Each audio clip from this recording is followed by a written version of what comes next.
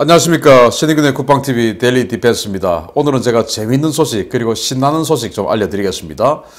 미국의 B-1B 폭격기 그리고 칼 빈슨 항공모함이 중국의 항공모함 전단을 사냥하는 훈련을 했습니다. 그랬더니 중국은 어떻게 했을까요? 도망갔습니다. 랴오닝 항모가 이 B-1B 온다, 칼 빈슨 왔다 이거 소리 듣고 그냥 주력낭을 쳐버렸는데 어떤 건지 한번 보겠습니다. 인민해방군 해군의 랴오닝 항공모함 전단이 서태평양에서 전략적으로 중요한 훈련을 실시하고 칭다오 해군기지로 복귀하고 있다 라고 12월 27일 황구시보가 보도를 했는데 12월 27일에는 이미 칭다오에 들어갔을 때입니다. 12월 26일 날 칭다오로 들어갔어요. 아주 비스의 속도로 들어갔는데 자, 이들은 전략적 임무를 중요 훈련을 실시했다라고 하는데 그러면서 공개한 사진들 보면 전혀 전략적이지 않은 것 같아요. 왜냐? J-15 함재 전투기 보면 지금 착함하고 있는 사진인데 이 날개에 아무것도 없습니다. 전략적 임무라고 하면은 대함 타격을 하든지 아니면 대지상 폭격을 하든지 이런 걸 해야 되는데 그런 거 아무것도 없이 하다못해 이 비행기는 공대공 미사일도 없이 완전히 클린 상태로 착함을 하고 있고 그러면 다른 전투기들은 어떡하냐? 다 지금 비어있어요. 날개가 텅텅 비어있고 여기는 지금 공대공 미사일 지금 두 발 보이네요. 이게 무슨 전략적 임무냐? 라는 것이죠. 그래서 제가 이 기체 넘버들을 보니까 이게 J-15 전투기의 4차 양산분. 그러니까 최근에 생산되어서 이거 지금 이제 비행 테스트 제대로 날았는가? 이거 테스트한 거다. 과거에는 러시아 직수입 엔진을 집어넣었었는데 이제는 중국제 WS-10 엔진을 집어넣었으니까 이거 가지고 제대로 이륙할 수 있는가? 이거 보는 것이죠. 그런데 이거 하기 전에 듀얼 캐리어 한다 하고 난리가 났었죠. 왜냐? 칭다오에서 랴오닝이 출항을 했을 때 이 하이난다오, 해남도에 있는 산둥함도 이 남중국해로 출항을 했습니다. 그러면 칭다오에 있는 랴오닝 내려가고 산둥함 쓱 해서 올라오고 그러면은 남중국해 북부 지역에서 두 항공모함이 조를 하게 되죠. 그러면서 이렇게 듀얼 캐리어 한다라고 하면서 이 황구시보가 영문판까지 동원해가지고 어마어마하게 선전을 했었어요. 그러면서 이 랴오닝함이 나왔을 때 이 동아시아 지역에는 미국의 항공모함이 한 척도 작전하지 않았습니다. 바로 칼 빈슨 항공모함은 인도양으로 갔죠. 그리고 로널드 레이건 항공모함은 요코스카에 정박하고 있었습니다. 없어요. 그런데 일본의 헬기 항모인 이즈모가 나왔습니다. 그런데 이즈모는 전투기를 탑재할 수 없죠. 아직은 개조공사가 완전히 안 맞춰졌기 때문에 지금 이즈모는 헬기만 탑재하는 그런 항모예요. 그러니까 이즈모 헬기만 탑재하는 그 이즈모를 보고 랴오닝을 보내면서 중국 황구시보가 또 뭐라고 비웃었냐? 야, 우리 지금 이즈모 저거 때려 죽이자. 이런 식으로 완전히 그냥 비아냥거리고 했는데 그 사이에 칼 빈슨이 급거 돌아와 버린 겁니다. 중동 지역 이란 때문에 중동으로 가는 줄 알았던 칼 빈슨이 그냥 커브 틀어버린 겁니다. 자, 황구시보가 12월 22일만 해도 이렇게 보도를 했습니다. 중국의 듀얼 캐리어는 먼 미래의 일이 아니며 곧 랴오닝 항모와 산둥 항모가 남중국해에서 만나 듀얼 캐리어 작전을 펴게 될 것이다. 라고 마구마구 흥분했어요. 이런 듀얼 캐리어, 이거는 미국만이 할 수 있었던 일인데 러시아, 과거 소련도 못했고 영국, 프랑스 아무도 못하는데 미국만이 이런 대형 항모를 가지고 듀얼 캐리어를 할 수 있었는데 이걸 이제 중국도 할 수 있게 됐다. 라고 엄청 흥분을 했었는데 문제는 칼 빈슨이 돌아오고 말았습니다. 그래서 칼 빈슨이 원래 이 지역 쑥 나가서 중동으로 이란 문제 해결하러 갈 것 같았는데 아니 다시 이렇게 돌아와서 올라와 버리네요. 그랬더니 이 랴오닝 항공모함이 이 지역에 있다가 미야코 해협 통과해서 필리핀해 쪽으로 왔다가 칼 빈슨이 쓱 올라오는 걸 보고 아 뜨거 하고는 12월 24일부터 바로 그냥 꽁무니를 빼고 올라가 버렸습니다. 그리고는 이 미야코 해협을 통과한 지 불과 하루 만에 칭다오로 들어가 버렸습니다. 완전히 최고 속력으로 올라가 버린 것이죠. 30노트 이상의 속력으로 걸어마 날 살려라 하면서 도망가 버렸는데 그래서 이 해상자위대, 항공자위대가 찍은 사진들 보면 이렇습니다. 랴오닝 항모가 이렇게 있고 그리고 랴오닝 항모의 전단에 200까지 있는 거예요. 200가 뭐냐? 901 군수지원함입니다. 군수지원함을 데리고 나왔다라고 하는 것은 장기작전 하겠다 이거 아니겠습니까? 아니 그냥 간단히 이렇게 열흘도 채 안 되어서 이 앞에서 깔짝거리다가 들어갈 것 같으면 군수지원함을 왜 데리고 옵니까? 그런데 군수지원함을 데리고 왔다라고 하는 것은 아주 장기 작전, 최소한 뭐 한 달 정도, 이 정도는 작전할 거야 라고 생각했으니까 군수지원함 데리고 왔겠죠. 그런데 느닷없이 확 올라가 버린 겁니다. 아니 남중국해는 그쪽이 아닌다 하고 공안이 교통순경이 막 이야기를 하는데 그래도 갑니다. 그래서 이걸 지켜보던 이 일본 자위대가 속도가 하야이 데스네, 정말 빨라요 하는 것이죠. 그래서 칼빈슨 항모가 이렇게 올라왔는데 그 이유는 뭐냐? 칼빈슨을 보고 이렇게 걸음아 날살리한 이유는 뭐냐? 여기에 F-35가 탑재가 되어 있기 때문이죠. 함재기가 상대가 안 됩니다. 미국이 그러죠. 야, 니네 며칠 전에 관영 매체 영문판으로 기사 냈더라. 듀얼 뭐 한다고? 듀얼 캐리어? 맞을래? 이제 이렇게 되는 것이죠. 그래서 호랑이가 없었던, 순간적으로 호랑이가 자리를 비웠던 이 서태평양에 갑자기 여우가 두 마리가 탁 튀어나오더니 야, 호랑이 없네. 여기 내가 왕도라서 한번 해보자. 여우 또 하나 나왔네. 일본 이즈모죠. 너 우리가 2대1이니까 잡아먹을 거야? 이러고 있는데 호랑이가 흥 하고 다시 돌아오니까 걸음아 날 살려라 하고 도망가 버렸습니다. 그랬더니 이제 랴오닝이 도망가고 나니까 칼빈슨이 거기 있을 이유가 없죠. 그래서 갔어, 알았어, 그럼 난 휴식하러 들어가야지 하고 이렇게 괌 아프라하버 기지로 들어가 버렸습니다. 그래서 눈 안 오는 동네라고 크리스마스 아닌가 크크 하면서 크리스마스를 즐기고 지금 이 순간에도 아프라하버에 그냥 정박하고 있어요. 그냥 휴식하면서 연말 연시 보내는 것이죠. 그런데 이 칼빈슨이 이렇게 왔는데 이것만 보고 또 도망가거냐? 그것도 아니에요. 왜? 다른 정보를 취득했기 때문입니다. 바로 이 정보입니다. 미 본토에서 B-1B 폭격기 2대가 동중국해 쪽으로 날아와서 뭔가 작전을 할 것이다 라는 정보를 사전에 중국이 입수를 한 거예요. 왜냐? 미국의 워싱턴 소식통들이 12월 26일 날 이런 이야기를 할 정도면 중국 정보당국은 이 작전 내용을 미리 더 빠르게 알았을 가능성이 훨씬 더 높죠. 그러니까 12월 26일 날 칭다오로 바로 들어가 버린 거 아니냐. 왜? 이게 오니까. 그래서 여기 워싱턴 소식통들이 뭐라고 이야기했냐. 다이에스 공군기지의 제9 폭격 비행대가 내일 인도태평양 지역에서 코너스 BTF 임무를 수행할 예정이다 라고 일반인들이 이런 이야기를 한 겁니다. 밀리터리 마니아들이 이런 이야기를 했어요. 코너스 BTF가 뭐냐? 코너스, 어스는 US입니다. 그리고 CON, 콘, 여기는 컨티넨탈. 그러니까 미국에서 대륙간으로 BTF, 즉 바머 태스크포스, 폭격 임무를 수행하러 간다. 대륙간 어디냐? 바로 중국이 있는 곳 아니겠습니까? 그런데 그 중국이 있는 곳에 칼빈슨이 있다. 그리고 이 BTF인 B-1B 2대를 보낸다. 그럼 B-1B하고 칼빈슨이 연합해서 적의 항모와 함대 결전하는 훈련을 하는 겁니다. 물론 시점은 일부러 떨어뜨려 놓았지만 이것을 갖다 붙여보면은 B-1B의 지원 그리고 칼빈슨의 마무리 이렇게 해서 완전히 적의 항모전단을 분쇄시켜버리는 이런 훈련을 하는 겁니다.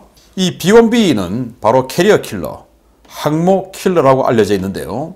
제9 폭격 비행대에서 옵니다. 이 폭격 비행대는 미 공군 지구권 타격사령부 제7작전단 예하의 비행대로 텍사스주 다이에스 공군기지에 주둔하며 운용 기종은 B-1B입니다. 전략 폭격과 근접 항공 지원, 항공 차단 임무를 수행하며 제즘과 LRASM 주력 투발 부대로 지정되어 인도태평양 지역을 담당하는 부대입니다. 그래서 인도태평양 지역에서 근접 항공 지원 그리고 항공 차단 뭐 이런 걸 하는 건데 여기에 제즘하고 LRASM 이걸 전문적으로 운영한다. 제즘은 최대 사거리 970km까지 날아가는 공대지 스텔스 순항 미사일이죠. LRASM은 이 제즘을 개량한 AI 기능의 스텔스 대함 미사일이죠. 이런 것들을 B-1B는 한 대 24발을 탑재를 하는데 B-1B 2대가 왔다고 한 것은 제즘이든 LRASM이든 48발을 집어넣고 48발의 이 강력한 스텔스 폭격을 하겠다라는 거 아니겠습니까? 자, 이 48발에 함대 하나 살아남을까요? 살아남지 못하죠.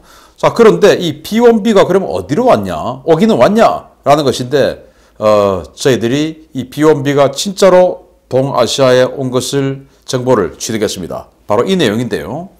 이 B-1B는 BOLEX, BOLEX 11, 12라는 이 콜사인을 가지고 왔습니다. 그리고 펄 12, 13이라는 이름으로 오키나와 가데나 기지에서 공중급유기 2대가 출격해서 B1B에게 급유를 해줍니다. 이 급유를 해주는 포인트가 바로 여기인데요.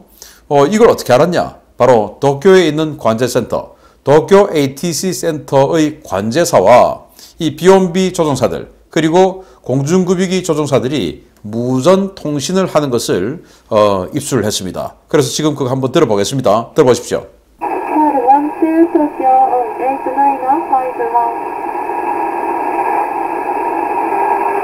Go ahead for Pearl 1-2. Pearl 1-2, Tokyo, clearance for you. ATC clearance, Pearl 1-2. Descent and maintain, flight level 200. Report level, flight level 200. Maintain master with orange 11 and Pearl 1-3. Go ahead.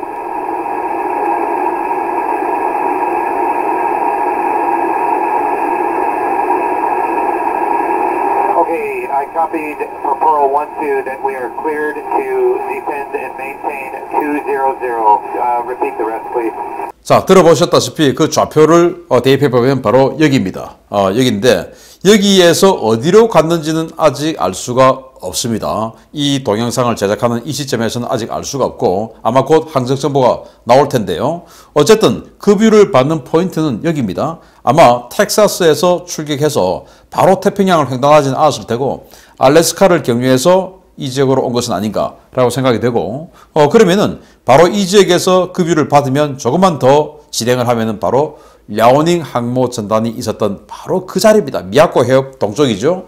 거기 가서 랴오닝을 향해서 대함 타격 훈련을 하는 거 아니냐. 그리고 이들의 제공은 지금 칼빈슨은 지금 괌으로 들어갔지만은 원래는 칼빈슨에서 출격하는 F-35 또는 슈퍼 호넷들이 제공 방공 임무를 해주는 것이 아니냐라는 것을 조금만 이 부분에 식견이 있어도 퍼뜩 유추해낼 수 있는 겁니다.